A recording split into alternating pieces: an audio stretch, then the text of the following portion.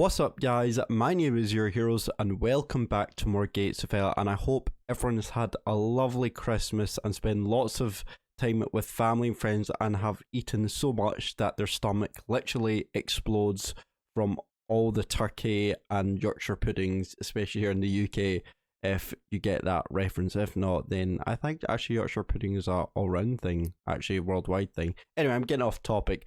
Welcome back to Gates of Hell, and it is good to be back again. I hope you've all had a lovely Christmas and hope all of you are going to have a great new year. But anyway, we are back and I am off work, so I'm going to be hopefully uploading content daily within the next couple of weeks until my work starts back.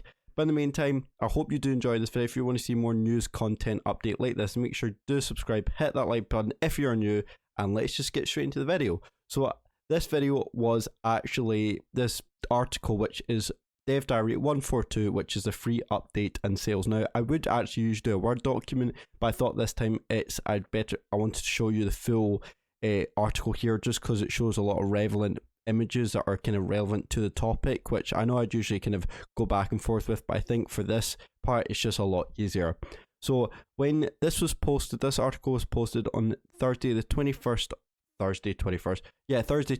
of December 2023, so I am a couple days behind, but you know what, I'm usually always late to a party, and I'm now late to the article, so we're here now, and that's what the important thing. And this is called Free Update and Sale. Now this sounds very interesting because by looks of just this image, it looks like we're getting a new vehicle, which I kind of discussed about before, but there was Gatesfield did actually do a development area which kind of talked about this vehicle, about the kind of this roller mechanic on a tank where it kind of gets rid of mines, and apparently you guys were saying I was right on that, so thank you for, I finally got something right in this game for once. But anyway, let's read on, and hopefully it'll be very exciting, because if we do it, then I'll be showing you exactly how to use this vehicle and and how to also fight against. But anyway, without kind of more dilly-dallying, let's just get straight into it. So let's have a look here. It says, community members, just in time for the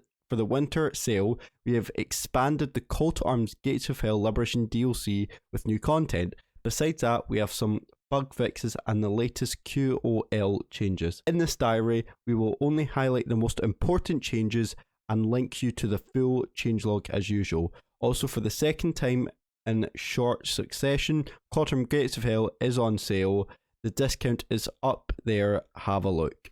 Or up there, I think it's down here. So yeah, so as you can see, the Gates of Hell actually, so if you get Gates of Hell, the normal Gates of Hell, you get the Talvasota, the Scorched Earth, and the Talvas and the Liberation, you can get it for £36. That's a 48% discount from 70 quid. That is amazing. Honestly, that is so worth it.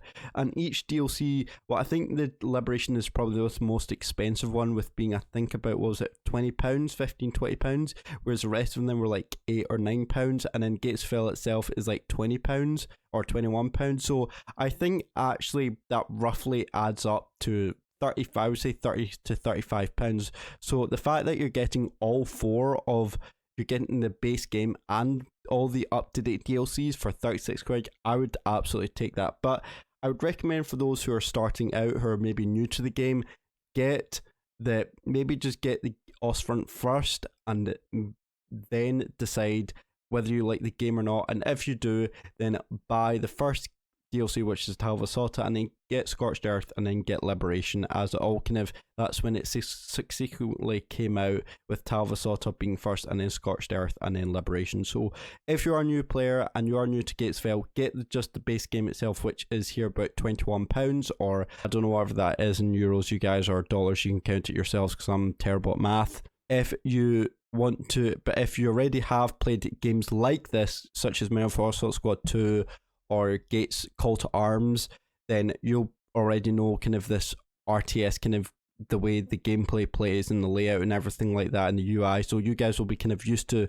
those audience members who've played those type of games will be used to this sort of game. So if you are used to it and you do love those sort of games, then you will love Call to Arms, and you are recommended to get all the DLCs. Or if you just have the DLCs, or if you just have the base game, start going through the DLCs, maybe get one, and if you like the other DLC, if you like one DLC, then just go through the rest of them, because they're all very positive.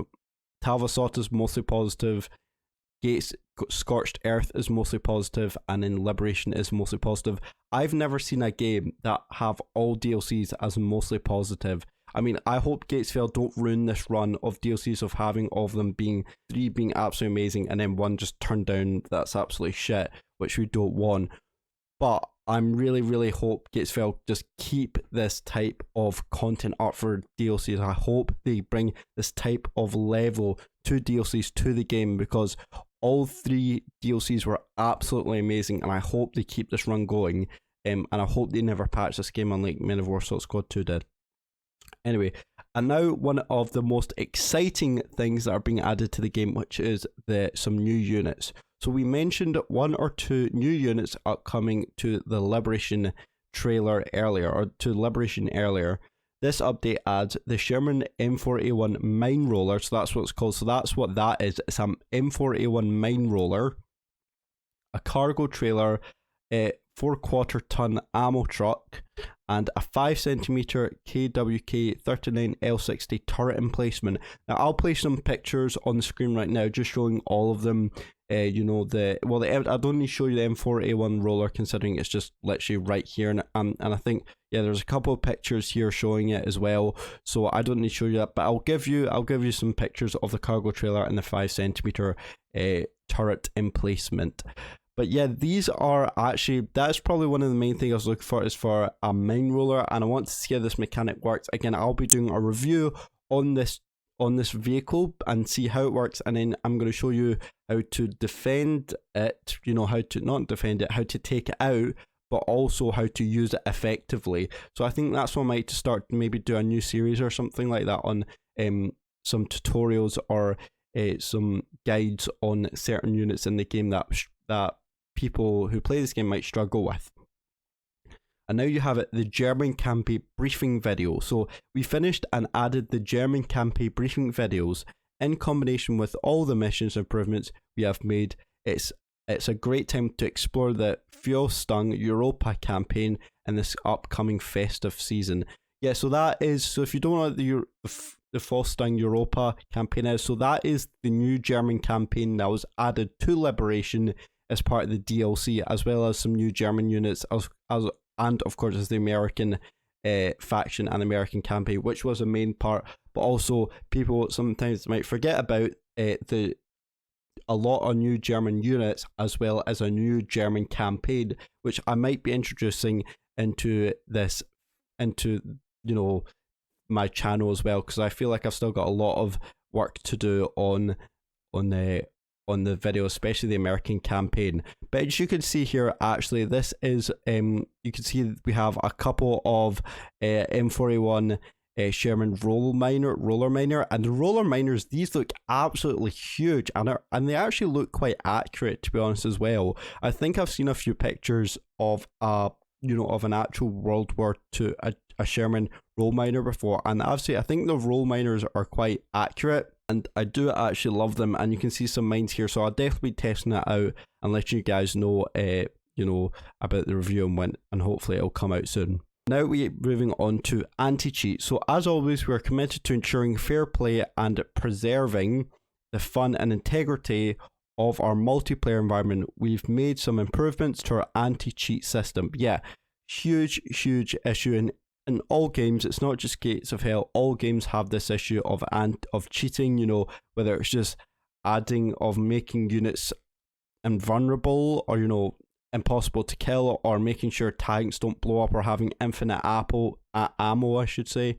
You could probably still find some cheating. I've not found any cheating in this game yet, but knowing that there's some players who just completely disrespect this game, and just by cheating they just actually have just no honor and just have no integrity of enjoying this actual game. I mean, I cheat because of a mod called a cheat mod, and it's completely legal because it's on the Steam Workshop. That's the difference on cheat mod, and then you've got anti-cheat. There's a complete difference. Even though there's a cheating mod called anti-cheat mod, which is a mod that allows you to just play a lot with units, basically just have an a indestructible army.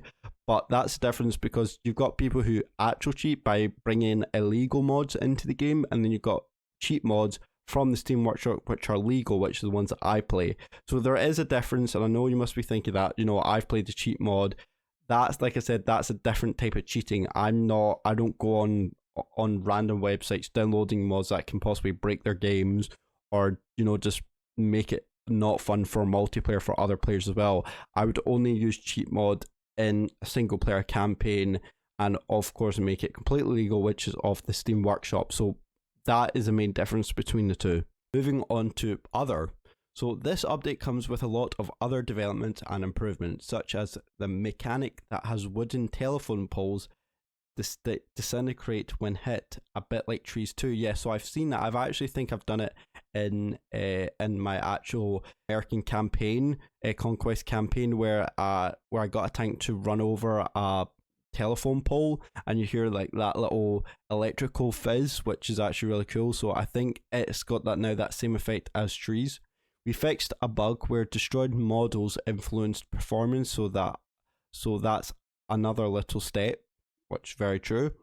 There's a lot of other changes we haven't highlighted specifically yet. If you want to be fully informed, there's always our change log you can find here. So if you guys want to find about any other changes that they have made to this update, then make sure you click here, or I'll leave in a link down below for you guys to check out. For those who prefer the short version, besides the long list of additions and changes, there's also a good number of fixes that we have introduced with the next version. As you can see here, a really nice cool picture of the Americans.